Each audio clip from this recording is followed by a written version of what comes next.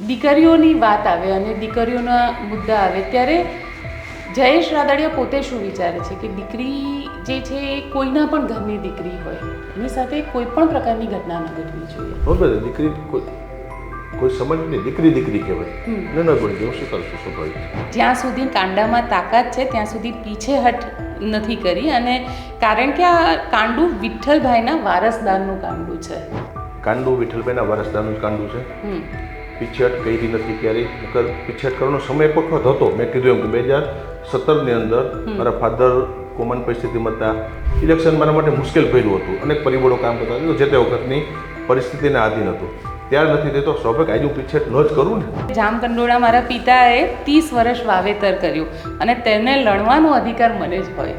5 વર્ષ માટે મેં દિવસ રાત જોયા વગર કયો સમાજનો છે, કઈ જ્ઞાતિ છે, દિવસ રાત કયો પક્ષ છે એવું નથી જોયું. અને 5 વર્ષ માટે મેં પરિવારની જેમ કંઈ કામ કર્યું હોય તો 5 વર્ષ તરીકે મારો તેથી અધિકાર હોય એટલે લણવાનો અધિકાર તો મારો જ અધિકાર હોય. 511 દીકરીના લગ્ન.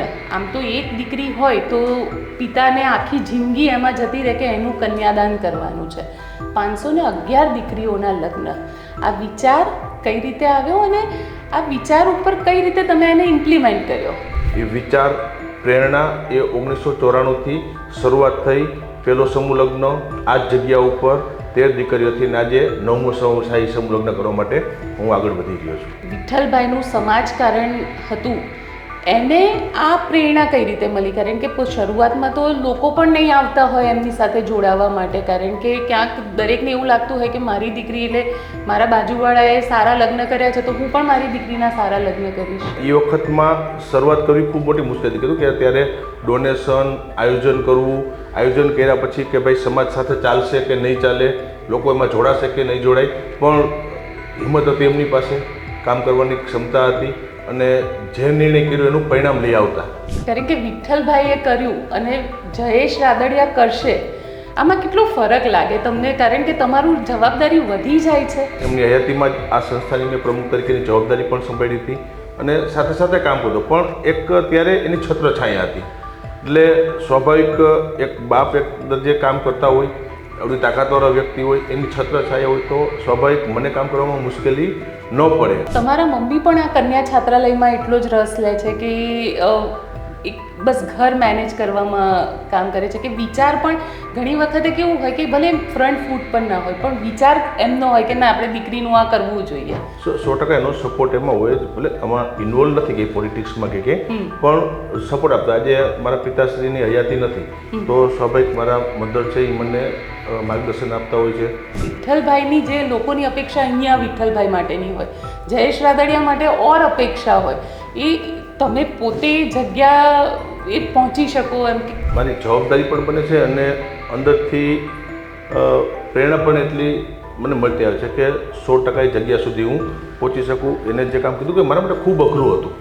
લોકોને હવે ગામડામાં રહેવું નથી ગમતું. દીકરીઓ હોય છે એને પોતે બાયોડેટા જ્યારે છોકરાનો જોતા હોય છે ત્યારે એમ ઈચ્છા રાખે છે કે એની પાસે 10 વીઘા 20 વીઘા જમીન હોવી જોઈએ, પણ દીકરીઓને ગામડામાં નથી રહેવું કારણ કે પાટીદાર સમાજ તો ગામડાથી જોડાયેલો સમાજ છે.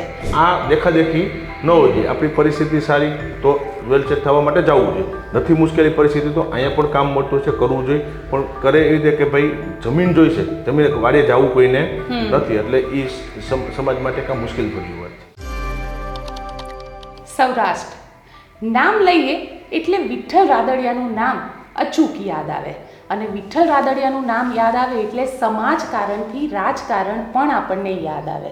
પણ વિઠ્ઠલ રાદડિયાના એ જ રસ્તે હવે તેમના દીકરા જયેશ રાદડિયા ચાલી રહ્યા છે. સમાજકારણથી રાજકારણ તરફ આગળ વધી રહ્યા છે અને જે રસ્તો વિઠ્ઠલ રાદડિયાએ કંડાર્યો હતો એ જ રસ્તાને વધારે સુશોભિત કરી રહ્યા છે. જયેશભાઈની વાત કરી રહી છું. આપણી સાથે અત્યારે આ પોડકાસ્ટમાં જોડાયા છે જયેશ રાદડિયા અને જયેશભાઈથી જાણીશું કારણ કે હવે એમને એક નવી યાત્રા શરૂ કરી છે અને આ છે 511 દીકરીઓના સમૂહ લગ્નની. જયેશભાઈ, નિર્ભય ન્યૂઝમાં આપનું સ્વાગત છે. 511 દીકરીના લગ્ન. આમ તો એક દીકરી હોય તો પિતાને આખી જિંદગી એમાં જતી રહે કે એનું કન્યાદાન કરવાનું છે. 511 દીકરીઓના લગ્ન. આ વિચાર કઈ રીતે આવ્યો અને આ વિચાર ઉપર કઈ રીતે તમે એને ઇમ્પ્લિમેન્ટ કર્યો? કે જામકુંડા તાલુકા લેવા પટેલ કન્યામારી છાત્રાલય અને જે જગ્યા ઉપર આપણે બેઠા છીએ 1992-93માં એક પછાત એવા તાલુકાની અંદર લેવા પટેલ કન્યા છાત્રાલય સ્થાપવાનું વિચારવામાં આવ્યું. જે તે વખતે મારા પિતાશ્રી વિઠ્ઠલભાઈ અને એ વખતના જામકુંડા તાલુકાના અમારા આગેવાનો, સમાજના આગેવાનો કે પછાત એવા તાલુકાની અંદર એક છાત્રાલયની શરૂઆત કરવામાં આવી. કારણ કે ત્યારે એટલા વર્ષો પહેલાં કન્યા કેળવણી, દીકરીઓનું શિક્ષણ, દીકરાઓનું શિક્ષણ અને ખૂબ મોટી મુશ્કેલીઓ ત્યારે હતી. અને 92-93ની અંદર શરૂઆત થઈ. મારે આજે ગૌરવ લેવું પડે જામકુંડા તાલુકાના લેવા પટેલ સમાજનું અને એ વખતના આગેવાનોનું. કારણ કે 1991-92 એ વર્ષની અંદર ખૂબ મોટી મુશ્કેલી હતી. પછાત એવો નાનો એવો અમારો જામકુંડા તાલુકો હતો અને ત્યારે ગામડાની અંદર પરિસ્થિતિ કદાચ પરિવારોએ નાના એવા મકાનો હતા, ઝૂંપડા ટાઈપના મકાનો કહી શકાય તો પણ એવા મકાનો હતા, ઉપર નળિયા નહોતા બેઠલા. એ પરિસ્થિતિ અંદર શરૂઆત થઈ અને 92-93ની અંદર જામકુંડા કન્યા છાત્રાલયનું ખાતમુહૂર્ત કરવામાં આવ્યું. અને ત્યારે લગભગ બહારની વસ્તુનું દાન જુદું હશે પણ જામકુંડા તાલુકાએ ત્યારે 91 લાખ રૂપિયાનું દાન એ વખતમાં આ છાત્રાલય બનાવવા માટે ત્યારે આપ્યું. અને ત્યારથી છાત્રાલય અને કન્યા કેળવણીની શરૂઆત થઈ. 1993માં શરૂઆત થયા પછી 1994ની અંદર પ્રથમ સમૂહ લગ્નનું આયોજન મારા પિતાશ્રીએ નક્કી કર્યું કે ભાઈ સમૂહ લગ્નનું આયોજન કરશું. અને ત્યારે લગભગ મને ખ્યાલ છે 13 દીકરીઓના સમૂહ લગ્નથી આ શરૂઆત થઈ. એક સમય ત્યારે એવો હતો, પાટીદાર પરિવાર, સમાજ, પરિસ્થિતિઓ નબળી હતી પણ સમૂહ લગ્નનું નામ આવે, સમૂહ લગ્નમાં જોડાવું ત્યારે પરિવાર વિચાર નહોતો કરતો અને આગળ પણ નહોતા વધતા. એટલે 13 દીકરીથી શરૂઆત થઈ. આજે 511 દીકરીઓ લેવા પટેલ સમાજની ભવ્ય સમૂહ લગ્ન કરવા માટે જાય છે. એટલે એ વિચાર, પ્રેરણા એ 1994થી શરૂઆત થઈ. પહેલો સમૂહ લગ્ન આ જ જગ્યા ઉપર 13 દીકરીઓથી આજે 9મો શાહી સમૂહ લગ્ન કરવા માટે હું આગળ વધી રહ્યો છું.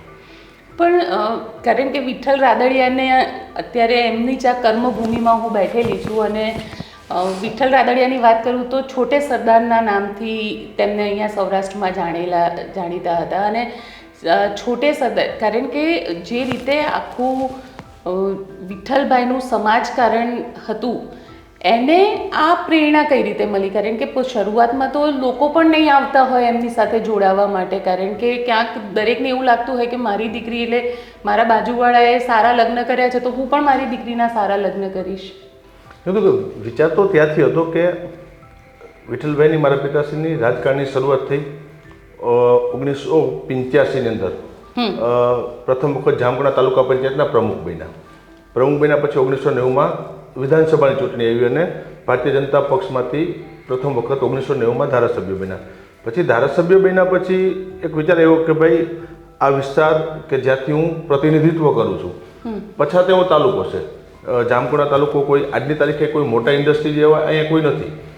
પછાત તાલુકો તો એક મનની અંદર બનતી કે ભાઈ કન્યા કેળવણીનું સારું કામ થાય. સમાજ આવડો મોટો લેવા પાટીદાર સમાજ છે તો સમાજનું પણ કંઈક કામ થવું જોઈએ. અને એ વખતે વિચાર તાલુકાના લોકો સમક્ષ રજૂ કર્યો અને ત્યારથી આ કન્યા કેળવણી. અને મનમાં પહેલેથી એમને હતું કે ભાઈ આવડા મોટા સમાજની અંદર કોઈએ શરૂઆત કરવી પડશે. અને એ વખતમાં શરૂઆત કરવી ખૂબ મોટી મુશ્કેલી. કીધું કે ત્યારે ડોનેશન, આયોજન કરવું, આયોજન કર્યા પછી કે ભાઈ સમાજ સાથે ચાલશે કે નહીં ચાલે, લોકો એમાં જોડાશે કે નહીં જોડાય, પણ હિંમત હતી એમની પાસે, કામ કરવાની ક્ષમતા હતી અને જે નિર્ણય કર્યો એનું પરિણામ લઈ આવતા. એટલે ત્યારે 1993માં એ વર્ષમાં કીધું કે ખૂબ ઓછી આવી સંસ્થાઓ હશે કન્યા કેળવણીની. અને ત્યારે મારે જામકુંડાની અંદર શરૂઆત થઈ અને ત્યાંથી લગભગ આજ સુધી સતત અમે આમાં આગળ વધી રહ્યા છીએ. કારણ કે વિઠ્ઠલભાઈએ કર્યું અને જયેશ રાદડિયા કરશે, આમાં કેટલો ફરક લાગે તમને? કારણ કે તમારું જવાબદારી વધી જાય છે. 100% વિઠ્ઠલભાઈનું નેતૃત્વ હતું, એને કામ કરવાની પદ્ધતિ એ વિઠ્ઠલભાઈનું હતું. એમની હયાતીની અંદર સ્વાભાવિક હું પોલિટિક્સમાં પણ આવી ગયો હતો. એમની હયાતીમાં જ આ સંસ્થાની મેં પ્રમુખ તરીકેની જવાબદારી પણ સંભાળી હતી અને સાથે સાથે કામ કરતો. પણ એક ત્યારે એની છત્રછાયા હતી. એટલે સ્વાભાવિક એક બાપ એક દરજ્જે કામ કરતા હોય, આવડી તાકાતવાળા વ્યક્તિ હોય, એની છત્રછાયા હોય તો સ્વાભાવિક મને કામ કરવામાં મુશ્કેલી ન પડે. કીધું કે તૈયાર પ્લેટફોર્મ આખું હોય એટલે મુશ્કેલી ન પડી. પણ એમની ગેરહાજરીમાં જ્યારે એમનું અવસાન થયું ત્યારે 100% જવાબદારી મારી ઉપર આવી. પોલિટિક્સ આખું, મારી રાજકોટ જિલ્લા સહકારી બેંક જે ખેડૂતોની સંસ્થા છે આવડી મોટી સમાજની પ્રવૃત્તિઓ મારી જામકુંડાની છાત્રાલય, રાજકોટની અંદર છાત્રાલય છે, એ સિવાયના ગામડાની અંદર સમાજ ભવનો બનતા હોય, નાથદ્વારાની અંદર સમાજ છે, દ્વારકાની અંદર સમાજ છે, હરિદ્વાર મથુરામાં અમે કામ કરવા માટે જઈ રહ્યા છીએ. એટલે એ જવાબદારી એક સીધી મારી ઉપર આવતી હતી.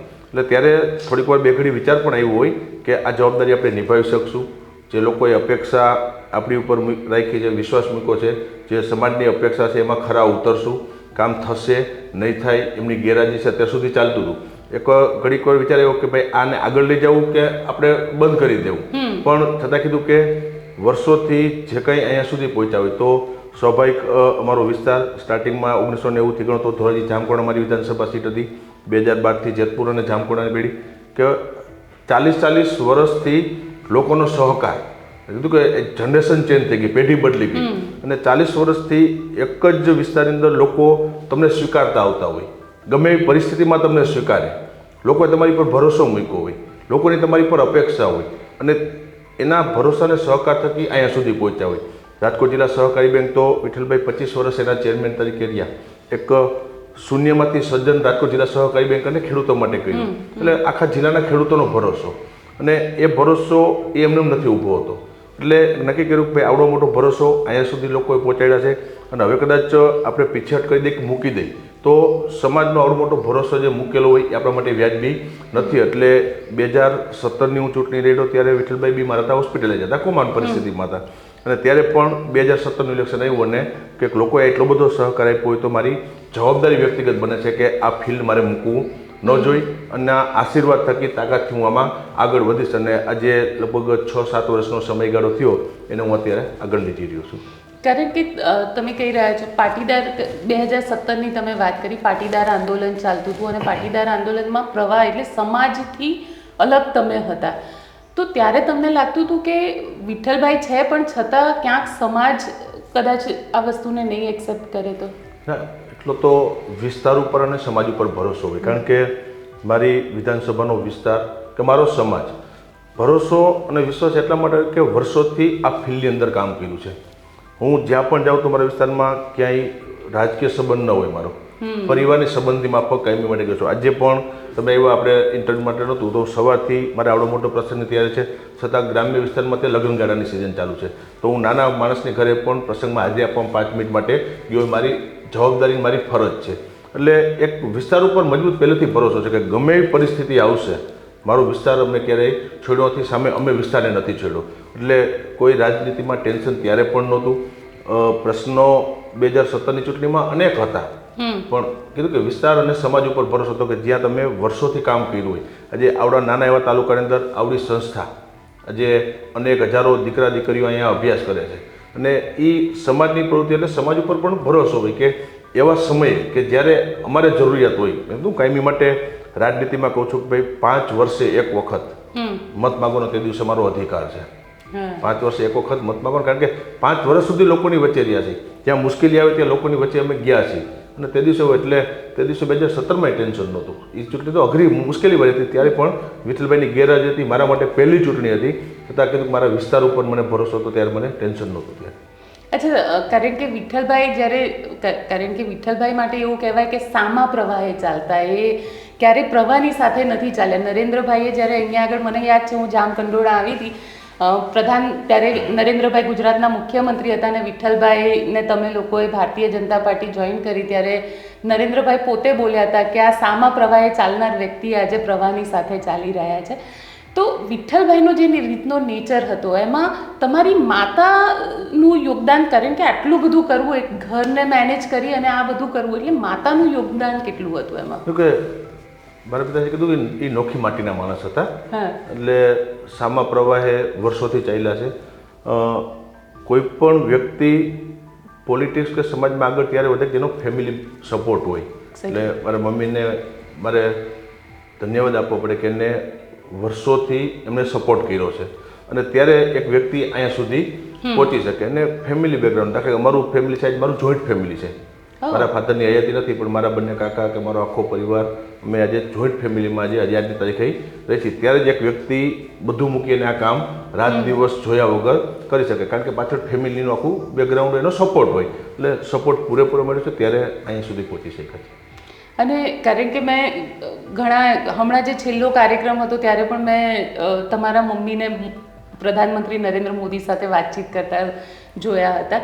તો તમારા મમ્મી પણ આ કન્યા છાત્રાલયમાં એટલો જ રસ લે છે કે બસ ઘર મેનેજ કરવામાં કામ કરે છે, કે વિચાર પણ ઘણી વખતે કેવું હોય કે ભલે ફ્રન્ટ ફૂટ પણ ના હોય પણ વિચાર એમનો હોય કે ના આપણે દીકરીનું આ કરવું જોઈએ. 100% એનો સપોર્ટ એમાં હોય જ, ભલે આમાં ઇન્વોલ્વ નથી કે પોલિટિક્સમાં કે પણ સપોર્ટ આપતા. આજે મારા પિતાશ્રીની હયાતી નથી તો સ્વાભાવિક મારા મધર છે એ મને માર્ગદર્શન આપતા હોય છે અને એમના આશીર્વાદ જ અમારી ઉપર હોય છે. એટલે ત્યાં સુધી જે કામ કરવા કે સવારથી ઉઠીને સાંજ સુધી કામ કરવું પણ એમનું માર્ગદર્શન રહેતું હોય છે, એમની આશીર્વાદ રહેતા હોય છે. અને જ્યાં પણ અમારી સંસ્થા છે તો એવો કાર્યક્રમ હોય ત્યારે ચોક્કસ હાજરી આપતા હોય છે.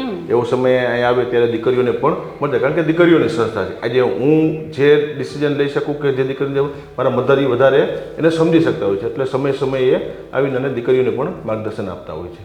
પ્રધાનમંત્રીએ વિઠ્ઠલભાઈ ગુજરી ગયા ત્યારે લખ્યું હતું કે એક સક્ષમ ખેડૂત નેતા ખોયો છે. જયેશ રાદડિયા ખેડૂત નેતા તરીકે કઈ રીતે જોવે છે પોતાની જાતને? કે સહકારી ક્ષેત્ર એટલે જ્યાં માત્ર ખેડૂતોના હિતની વાત થતી હોય. દેશના પ્રધાનમંત્રી અને તે સમયે આપણા ગુજરાતના મુખ્યમંત્રી હતા, હું તો વિઠ્ઠલભાઈને નજીકથી કામ કરતા જોયેલા છે. એટલે એક ખેડૂતો માટેની કામ કરવાની એમની પદ્ધતિ એક અલગ પ્રકારની હતી કે ખેડૂત એમના આંગણે આવે અને ખેડૂત દુઃખી હોય તો એ જોઈ શકતા નહોતા.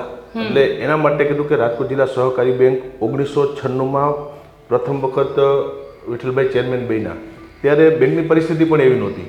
અને ત્યારે તો હું હંમેશા કહું છું કે ત્યારે કેસીસી ધિરાણ જે ખેડૂતોને આપી છે 3 લાખ રૂપિયા સુધીનું કેસી ધિરાણ, ત્યારે સમગ્ર આખા ભારત દેશની અંદર 18% વ્યાજે ધિરાણ અપાતું હતું. એ જોઈ શકતા હતા કે ભાઈ ખેડૂતના દીકરાને લોન જોતી હોય તો 18% વ્યાજ ભરવું અને ધીમે ધીમે સમય ચેન્જ લેવાને ભારત દેશની અંદર રાજકોટ જિલ્લા સહકારી બેંક વિઠ્ઠલભાઈના નેતૃત્વમાં પહેલી એવી બેંક બની. નિર્ણય થયો કે રાજકોટ જિલ્લાના 2.5 લાખથી 2.5 લાખ ખેડૂત સભાસદો છે અમારા, કે એને 0% કેસીસી ધિરાણ આપવું, 3 લાખ રૂપિયા સુધીનું ધિરાણ અને 0% આપવામાં ભારત આખા દેશની અંદર રાજકોટ જિલ્લા સહકારી બેંક અને વિઠ્ઠલભાઈ તે વખતે ત્યારે નિર્ણય કર્યો હતો. આજે તો રાજ્ય સરકાર અને ભારત સરકારના પ્રયત્નો થયા ત્યારે 0% ધિરાણની વ્યવસ્થા ઊભી થઈ. આ તો હું વર્ષો પહેલાંની વાત કરું છું. એટલે ખેડૂત કે ખેડૂતનો દીકરો એમના આંગણે આવીને દુઃખી હોય તો જોઈ શકતા નહોતા. એટલે ખેડૂતો માટે એને તાકાતથી કામ કર્યું છે. પછી પાક વીમાના પ્રશ્નો હોય, ખેડૂતો માટેના પ્રશ્નો હોય તો બધા સંમેલન બોલાવવું પડે તો પણ બોલાવીને પરિણામ લેવા છે. આજે એમની ગેરહાજરીમાં રાજકોટ જિલ્લા સહકારી બેંક ચેરમેન તરીકે હું જવાબદારી સંભાળું છું. એટલે એક ખેડૂતોની સંસ્થામાં કીધું કે જ્યાં વિઠ્ઠલભાઈએ કામ કર્યું હોય, પછી સમાજનું કામ હોય, રાજનીતિ હોય કે સહકારી ક્ષેત્ર, એ કામ કર્યું હોય ત્યાં મારે કામ કરવું નીચે. એટલે મારા માટે તો કેટલી મુશ્કેલી વાત એ હું સમજી શકતો હતો, કારણ કે એમના નિર્ણય, ડિસિઝન પાવર, તાત્કાલિક નિર્ણય આપવો અને એમાં કામ કરવું, અને સામે સમાજ, રાજનીતિ અને ખેડૂતોની અપેક્ષા પણ મારા માટે વધતી જતી હતી. કારણ કે એક બાજુ સમગ્ર આખા પંથકે વિઠ્ઠલભાઈને કામ કરતા જોયા હતા કે એનું ડિસિઝન, એ જગ્યાએ મારે કામ કરવું એટલે એ અપેક્ષા લોકો મારી પાસેથી રાખી. અને સ્વાભાવિક જે જગ્યા ઉપર બેઠા છે વિઠ્ઠલભાઈના વારસદાર તરીકે હોય તો મારે એ અપનાવવાની જવાબદારી મારી હતી અને નિર્ણય આપવો હતો. ને આજે ગૌરવ સાથે એટલું કહેવું પડે કે એમની ગેરહાજરી અંદર રાજકોટ જિલ્લા સહકારી બેંકને મેં ટોચ સુધી પહોંચાડવાની અંદર ખૂબ અમે આખી અમારી ટીમ અને ખૂબ મહેનત કરી છે. અને આજે રાજકોટ જિલ્લા સહકારી બેંક મારી છે આજે ભારતમાં ટોપ નંબરની સંસ્થા બની છે. છેલ્લે હમણાં કીધું કે જ્યાં ખેડૂતોને મુશ્કેલી આવે ત્યારે વિઠ્ઠલભાઈ નિર્ણય લેતા.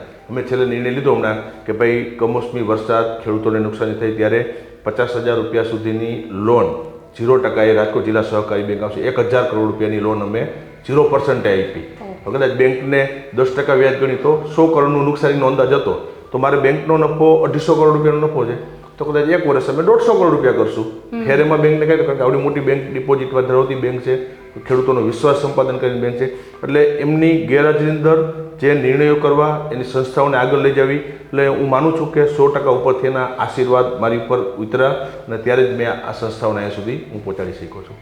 કારણ કે હું વાંચતી હતી ઘણું બધું વિઠ્ઠલ રાદડિયાને જીવન પેલું વાંચતી હતી, તો એમાં મેં એક કેસ વાંચ્યો હતો કે વિઠ્ઠલભાઈએ એક ખેડૂત માટે થઈને એક અધિકારી સાથે હાથાપાઈ કરી હતી અને એક દબંગ નેતા તરીકે વિઠ્ઠલ રાદડિયા જાણીતા. તમે કહી રહ્યા છો કે વિઠ્ઠલભાઈના એ નિર્ણયને તમારે એકચ્યુઅલ ગ્રાઉન્ડ પર લાવવાના, એટલે તમને લાગી રહ્યું છે કે ખૂબ મુશ્કેલ કામ છે કે વિઠ્ઠલભાઈની જે લોકોની અપેક્ષા અહીંયા વિઠ્ઠલભાઈ માટેની હોય, જયેશ રાદડિયા માટે ઓર અપેક્ષા હોય, એ તમે પોતે જગ્યા એ પહોંચી શકો એમ કે લોકોની અપેક્ષા ઉપર ખરા સાબિત થાવ? કીધું મારી જવાબદારી પણ બને છે અને અંદરથી પ્રેરણા પણ એટલી મને મળતી આવે છે કે 100% એ જગ્યા સુધી હું પહોંચી શકું. એને જે કામ કીધું કે મારા માટે ખૂબ અઘરું હતું એ કામ કરવું, અને કોઈ એક વ્યક્તિએ કામ કર્યું હોય બીજા પાસે અપેક્ષા રાખો તો સ્વાભાવિક એટલી રિઝલ્ટ એનું ન જ મળતું હોય, પણ છતાં મેં પ્રયત્નો પૂરેપૂરા કર્યા. રાજનીતિ હોય, મારો વિસ્તાર હોય, સહકારી ક્ષેત્ર, ખેડૂતોની વાત હોય કે સમાજની, એમાં મહેનત કરીને પણ એ રિઝલ્ટ આપતા એવું રિઝલ્ટ આપવાના મેં પ્રયત્નો કર્યા. એટલા માટે જ આજે સમાજની સંસ્થાઓ આજે એને આગળ ડેવલપિંગ કરતા જાય છે. 13 દીકરીઓના લગ્નની શરૂઆત થઈ આજે 511 સુધી પહોંચાડ્યું. મારા માટે 511 દીકરીઓનો એક જગ્યાએ કાર્યક્રમ કરવો, અને અમારે જે કાર્યક્રમ કંઈ નબળો ન હોય કાર્યક્રમ, શાહી લગ્ન મેં નામ આપ્યું છે. આજે તમે જો કદાચ છે ને અત્યારે કામ ચાલુ છે. એક મેં આની પહેલાં પણ કીધું હતું કે મારી પોતાની દીકરીના લગ્ન હું આ રીતે નહીં કરી શકું, એવો લગ્ન અત્યારે હું જે છેલ્લા ઘણા સમયથી અત્યારે કામ ચાલ્યું છે કે એક દીકરી ગરીબ પરિવારમાં જન્મ લીધો એની મજબૂરી હોય કે કોઈ દીકરીનો ગરીબ પરિવાર, પણ દીકરીને એની અપેક્ષા તો અરમાન તો હોય જ છે કે મારા લગ્ન પણ સારી રીતે થાય, મને પણ સારો કરિયાવર મળે. હવે એક દીકરીની અપેક્ષા, એના અરમાન સામે પિતાની પરિસ્થિતિ નબળી, એટલે ન હોય તો સ્વાભાવિક કોઈ બાપ એટલું ન કરી શકે. એટલે એટલા માટે આજે કીધું કે 13 દીકરીથી શરૂઆત થઈ આજે 511, અને લેવા પટેલ સમાજ પહેલાં સમૂહ લગ્નમાં નહોતો જોડાતો. મુશ્કેલી પરિસ્થિતિ હોય તો બેંકમાંથી લોન લઈને ઉછીના લઈને પણ દીકરીઓને ત્યાં આપણે ઘર આંગણે પડ્યા હતા. આજે સમય બદલાણો છે, સમય બદલાઈને આજે 511 લગ્ન લેવા પટેલ સમાજમાં નામ લીધું એટલે ઇતિહાસ બન્યો છે. એટલા બધા નામ લખાય નહીં, એટલે એક એ માટેના પ્રયત્નો કરે છે. એક ભવ્ય આખું આયોજન 26મી જાન્યુઆરીએ થવા જઈ રહ્યું છે. દીકરીઓને એક પણ વસ્તુ ન ઘટે એ માટેની તમામ વસ્તુ, લગભગ અંદાજે 3-3 લાખ રૂપિયા સુધીનો કરિયાવર આ દીકરીઓને મેં આપવાના પ્રયત્નો કર્યા છે. બધી વસ્તુ જાતે લેવા માટે ગયો છું કે ક્યાંય એક વસ્તુ નબળી ના આવે. આપવું તો સારું આપવું, નહીતર ન આપવું. અને દાતાશ્રીઓનો એટલો સહકાર છે. હું હંમેશા કહેતો હોઉં છું કે દીકરીએ ગરીબ પરિવારમાં જન્મ લીધો એની મજબૂરી, દીકરીનો પરિવાર ગરીબ છે પણ લેવા પટેલ સમાજ ગરીબ નથી. આ સમાજ તાકાતવાળો સમાજ છે. અનેક ઉદ્યોગપતિઓ છે, અનેક ભામાશાઓ છે, જ્યાં સારું કામ કરો ત્યાં કરોડો રૂપિયાનું દાન આપવાવાળા લોકો પણ સમાજની અંદર છે. એટલે જે એક રાજકીય વ્યક્તિ અને રાજકીય વ્યક્તિના હાથમાં દાન આપવું બહુ ઓછી જગ્યાએ બનતું હોય છે. અગર રાજનીતિમાં કોઈ હિસાબ ન મળતા હોય, આજે મારે ગૌરવ લેવું પડે કે જે પણ કાર્યક્રમ કરું, જે આયોજન કરું કે સમાજ માટે મેં માગ્યું હોય તો લોકોએ, સમાજના દાતાઓએ વિશેષ મારી પર ભરોસો મૂક્યો. કારણ કે હાથ મેં રાજનીતિની અંદર રહીને પણ સમાજનું આવે તે મારા હાથ ચોખ્ખા રાખ્યા છે કે એ સમાજનો છે એ પંચનો પૈસો કહેવાય, એને અડવાનો હોય, ઘટતો તેમાં મારે નાખવાના હોય, પણ એમાંથી એક પણ રૂપિયાનો અડવાનો થાય. એટલે મારી અપેક્ષાથી બહાર પણ લોકોએ દાન આપ્યું છે ને એટલા માટે આ ભવ્ય લગ્ન આજે જામકોડાની ધરતી ઉપર એક ઇતિહાસ બનાવવા માટે છે. મારી સ્વયંસેવકોની ટીમ આખી 8000 સ્વયંસેવકો તે દિવસે મારા જેતપુર અને જામકોડાના કામ. કેટલા આવશે? ગયા વર્ષે 351 લગ્ન હતા, 1.25 લાખ લોકોએ એક સાથે ભોજન લીધું હતું. આ વખતે 1.5 લાખનો અમારો અંદાજ છે. અને એના માટે તૈયારીઓ પૂરજોશમાં થઈ, કારણ કે મારે ત્યાં લગ્નની અંદર પાસ સિસ્ટમ ન હોય. નહીતર કેવું વર પક્ષ કન્યા પક્ષ બંનેને પાસ આપે, 15-15, 25-25 પાસ આપે, એવી નહીં. હું જાહેર આમંત્રણ આપ્યું તમારે જેટલી જાણ લઈને આવી લાવો, કારણ કે વર પક્ષ હોય કે કન્યા પક્ષ બંને મારે ત્યાં તો મહેમાન બનીને આવશે, યજમાન અમે છીએ. તમારે જેટલી તમારી કેપેસિટી હોય ને એટલા લોકોની જાણ લઈને તમે મારા આંગણે આવો. અમારી સ્વયંસેવકોની ટીમ અને આખું જે આયોજન થયું છે અમે પહોંચી વળવા માટે સજ્જ છે. કારણ કે આ પહેલો કાર્યક્રમથી વર્ષોથી આ ભૂમિ ઉપર, અને આ ભૂમિનો પ્રતાપ છે, અને 26મી તારીખે 100% વિઠ્ઠલભાઈના ઉપરથી આશીર્વાદ એની માથે હશે જ. એટલે આટલો લોકો કાર્યક્રમ, એક પણ જાતની મુશ્કેલી નહીં, અને 2 કલાકની અંદર મારું એટલા લોકોનું જમણવાર પણ પૂરું થઈ જાય એ પ્રમાણેનું ભવ્ય આયોજન અત્યારે કરી રહ્યા છે. તમે આયોજનની વાત કરો છો, સમૂહ લગ્નની વાત કરો છો, પણ પાટીદાર સમાજની અંદર લોકોને હવે ગામડામાં રહેવું નથી ગમતું. દીકરીઓ હોય છે એને પોતે બાયોડેટા જ્યારે છોકરાનો જોતા હોય છે ત્યારે એમ ઈચ્છા રાખે છે કે એની પાસે 10 વીઘા 20 વીઘા જમીન હોવી જોઈએ, પણ દીકરીઓને ગામડામાં નથી રહેવું, કારણ કે પાટીદાર સમાજ તો ગામડાથી જોડાયેલો સમાજ છે. સમાજ ખૂબ બદલાઈ રહ્યો છે, લોકોને શહેર બહુ આકર્ષિત કરી રહ્યું છે. એવા લોકોને શું કહેશો? બેન, તમે કીધું, હું વાત સાથે સહમત છું, અને મારી સમાજના કાર્યક્રમમાં મારી સ્પીચમાં પણ હું આ વાત કરું છું. પાટીદાર સમાજ એટલે વર્ષોથી ગામડામાં રહેલો સમાજ, અને સ્ટેપ બાય સ્ટેપ જેમ આગળ વધતા ગયા એમ બિઝનેસ માટે કે આગળ જોબ માટે ગામડા છોડીને શહેરમાં સેટ થયા. ગામડાની અંદર આજની તારીખે પણ જમીનો હોય તો મેજોરિટી પાટીદાર સમાજ માટે જમીનો ગામડામાંથી.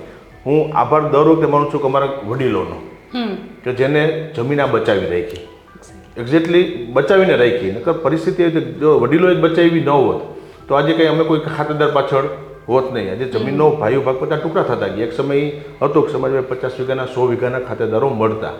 આજે ભાઈ ભાગ પડતા ગયા. આજે નાના નાના ટુકડા થઈ ગયા, 5-5, 10-10 વીઘાના. લગ્નની જ્યાં વાત આવે ત્યાં દીકરા હોય કે દીકરી પક્ષમાં, દીકરી તમારે આપવાની તો સ્વાભાવિક ગામડે મકાન જોઈશે, ગામડે જમીન જોઈશે, પાછું રહેવું ગામડે નથી, રહેવું છે સિટીની અંદર. ત્યાં 10,000માં કોઈકને ત્યાં નોકરી કરતા હશે પણ રહેવું છે સિટીમાં. આ ખૂબ મોટો ક્રેઝ ગયો છે ને ગામડાઓ ખાલી થતા છે. પણ હું હંમેશા કહું છું કે ગામડું આપણી પરિસ્થિતિ જોવી જોઈએ, કે આજે ઘરની પરિસ્થિતિ કઈ પ્રકારની છે. બહાર રહીને તમે રાજકોટ જેવા સિટીની અંદર ત્યાં રહેવું અને એનો હિસાબ કરો. તમે સ્ટાર્ટિંગમાં જાય એટલે પોતાનું ઘરનું એટલે ભાડે રાખવાનું, વાર આખા દિવસનો હિસાબ કરવાનો, જોવાનો. પછી દેખાદેખી હોય કે આ લોકો શનિ રવિમાં બહાર જમવા જાય એટલે અમારે જવાનું, મૂવી જોવા જાય એટલે જવાનું. એ તમે હિસાબ કરો તો આખો દિવસ કામ કારખાનામાં કરે તો એ ઘરનું મહિને પૂરું ન થાય. અને હજી અનેક એવા પરિવારો હશે કે જેનો હજી આજની તારીખે શાક બકાલું હોય, શાકભાજી હોય, ઘી હોય, દૂધ હોય તો આજની તારીખે ગામડેથી ત્યાં પહોંચાડીએ છીએ. એટલે હું હંમેશા સમાજના કાર્યક્રમમાં કહું છું કે આ દેખાદેખી ન હોય જોઈએ. આપણી પરિસ્થિતિ સારી તો વેલસેટ થવા માટે જવું જોઈએ. નથી મુશ્કેલી પરિસ્થિતિ તો અહીંયા પણ કામ મળતું છે, કરવું જોઈએ. પણ કરે એવી રીતે કે ભાઈ જમીન જોઈશે, જમીન વાડે જવું કોઈને નથી. એટલે એ સમાજ માટે કાં મુશ્કેલ ભર્યું વાત છે. સાથે તમને એક સવાલ એ પણ પૂછીશ કે કારણ કે હીરા ઉદ્યોગની અંદર ઘણી મંદીની વાત છે અને સુરતથી મોટા ભાગના પાટીદારો ગામડા બાજુ શિફ્ટ થયા છે. હવે જ્યારે ગામડે આવે છે ત્યારે એમને ખેતી નથી કરવી. જે લોકો ખેતી, કારણ કે જમીન છે પણ જમીન ક્યાંક કોઈક ભાગવટિયાને આપીને બેસી ગયા છે અથવા તો કોઈક બીજાને આપી દીધી છે ખેડવા માટે. આવા લોકોને શું કહેશો? કારણ કે આજે ખેડૂત છે તો સંસાર ચાલી રહ્યો છે અને ખેડૂતને પોતાને, કારણ કે તમે પોતે ખેડૂતો સાથે જોડાયેલા છો તો ઘણા બધા ખેડૂતો ઘણી બધી વાતો કરતા હોય કે અમને ભાવનો ઇસ્યુ થાય છે ને આ ઇસ્યુ થાય છે. તો ખેડૂતો પોતાના ઇસ્યુને દૂર કરી અને પોતે આગળ ખેતી તરફ વળે એ માટે યુવાનોને શું કહેશો? કે અત્યારે તો મેજોરિટી શું છે કે 10% લોકો જ ખેતી કરતા હશે. પોતાની ખેતી 10% લોકો જ કરતા છે, 90% ભાગમાં આપી દે છે અને અડધા ભાગે ખેતી આપી અને જે પ્રમાણે કે ત્રીજો ભાગ આપતો એ સિસ્ટમ. પણ મેજોરિટી યંગ જનરેશન મોટા સિટી અંદર ટ્રાન્સફર થઈ ગયા. મેં કીધું એમ કે એમને ખેતી નથી કર્યું. એટલે વર્ષોથી એક વર્ગ એવો પણ હતો કે વર્ષો પહેલાં હીરા ઘસવા માટે સુરત જતા રહીએ. એક વર્ગ એવો હતો ત્યાં સેટ થઈ ગયો. હવે નોકરી જોઈતો છે કે ભાઈ 2 દીકરા હોય તો એક દીકરો અહીંયા રહે તો એકને આગળ માટે કાં જામનગર, રાજકોટ જે નજીકનું થતું હોય ત્યાં સેન્ટરમાં મોકલતા હોય છે. એટલે એ પોતપોતાની ઘરની પરિસ્થિતિને આધીન ઉપર નિર્ણયો થતા હોય છે. એટલે કીધું કે ખેતી રાખવી જ પડશે, ખેતીને બચાવવી જ પડશે. ખેતી નહીં હોય તો સ્વાભાવિક ખેતી વગર કંઈ શક્ય જ નથી. એટલે કીધું કે મેજોરિટી ઘરે ભાગમાં આપ્યા કરતાં જરૂરિયાત હોય, થઈ શકતું હોય તો ઘરે ખેતી પણ કરવી જોઈએ. અને હવે ઓર્ગેનિક ઉપર અત્યારે ઓર્ગેનિક ઉપર પણ અત્યારે સરકાર અત્યારે વજન આપે છે તો એ દિશામાં પણ જવું જોઈએ.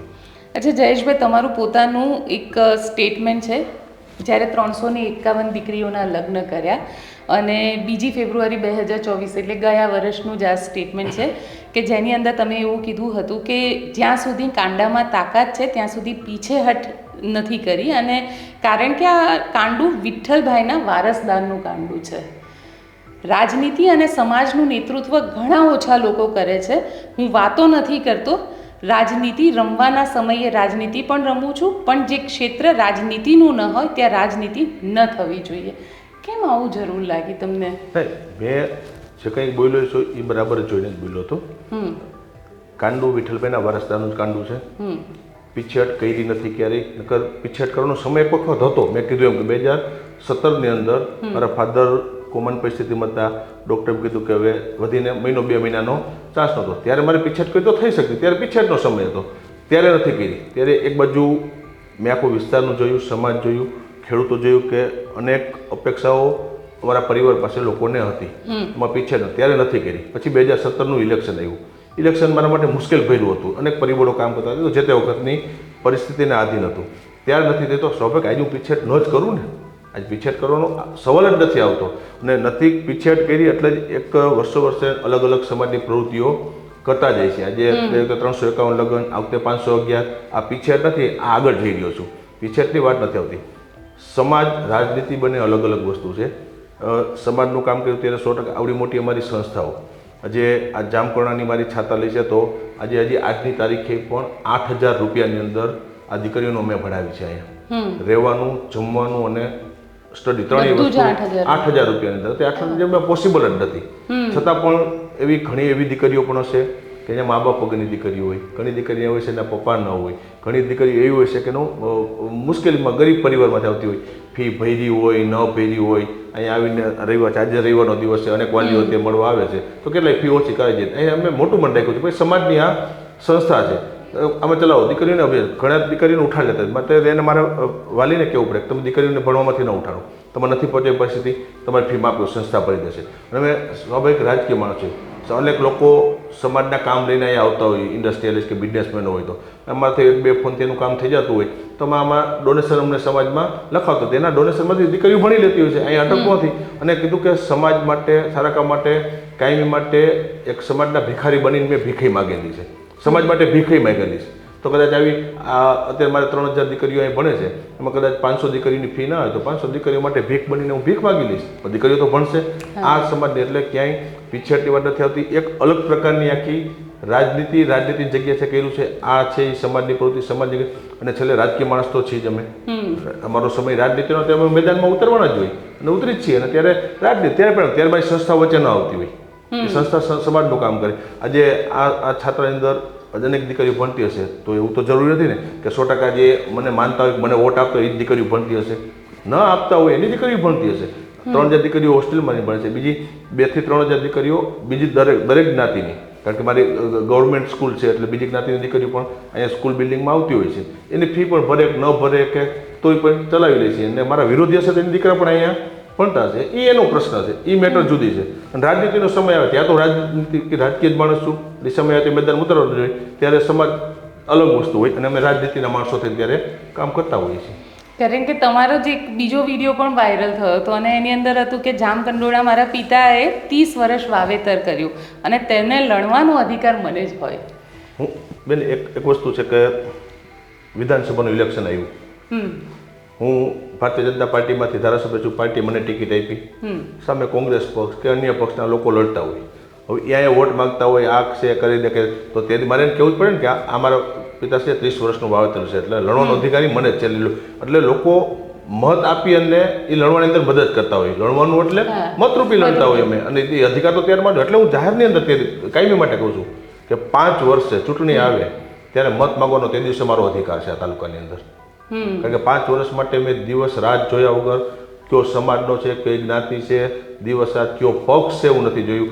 અને 5 વર્ષ માટે મેં પરિવારની જેમ કંઈ કામ કર્યું હોય તો 5 વર્ષ તરીકે મારો તેથી અધિકાર હોય એટલે લડવાનો અધિકાર તો મારો જ અધિકાર હોય કારણ કે હવે સમાજકરણમાં રાજકારણ આવી રહ્યું છે અને સમાજને એક વોટ બેંકની જેમ જોવામાં આવે છે તમને લાગે છે કે સમાજ એ વોટ બેંક નથી સમાજના ઇસ્યુ છે એને સોલ્વ કરો ને સમાજને આગળ વધારો આ હોવું જોઈએ વિચારધારામાં પણ એ નથી સમાજને એક વોટ બેંકની જેમ જ જોવામાં આવે છે આ સમાજને કોઈ સમાજને વોટ બેંક તરીકે ઉપયોગ કરવો હું માનું જ છું કે સમાજનું કામ સમાજ રીતે કરવું જોઈએ રાજનીતિમાં તમે તાકાતથી કામ કર્યું હોય તો તમારે સમાજનો ઉપયોગ કરવાની જરૂર જ નથી પડતી તમે કામ કરવું જોઈએ કોન્ફિડન્સ હોવો જોઈએ આજે મેં હું કહું છું કે મારી વિધાનસભાની અંદર આજે 35-40 વર્ષની રાજનીતિ થઈ વિઠ્ઠલભાઈ વખતે ગણો એટલે 40 વર્ષની એ વખતના આગેવાનો ચેન્જ થઈ ગયા જનરેશન પેઢી ચેન્જ થઈ ગયા એક પેઢી બદલાઈ ગઈ છે અને છતાં લોકો હજી આજની તારીખે પણ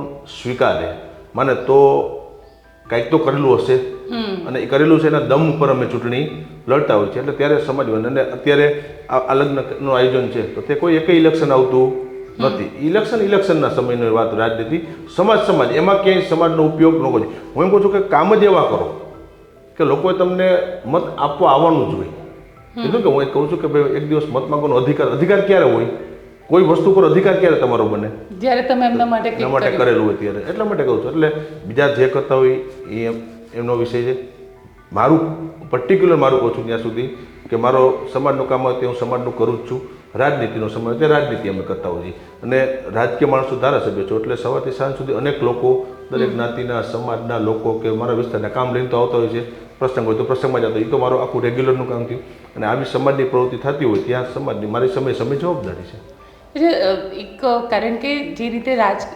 સમાજકરણમાં રાજકારણ આવી ગયું છે તો એક ખાલી એક સવાલ એ પણ છે કે દીકરીઓની વાત આવે અને દીકરીઓના મુદ્દા આવે ત્યારે જયેશ રાદડિયા પોતે શું વિચારે છે કે દીકરી જે છે એ કોઈના પણ ઘરની દીકરી હોય એની સાથે કોઈ પણ પ્રકારની ઘટના ન ઘટવી જોઈએ. બરાબર, દીકરી કોઈ સમાજની દીકરી કહેવાય અને ન બની હું સ્વીકારું છું, સ્વાભાવિક છે. ચલો, આપણી સાથે જયેશભાઈ જોડાયા હતા અને આશા રાખું કે જયેશભાઈનો આ પોડકાસ્ટ તમને પસંદ આવ્યો હશે. તો અમારી ચેનલ નિર્ભય ન્યૂઝને લાઇક, શેર અને સબસ્ક્રાઈબ કરવાનું ભૂલશો નહીં.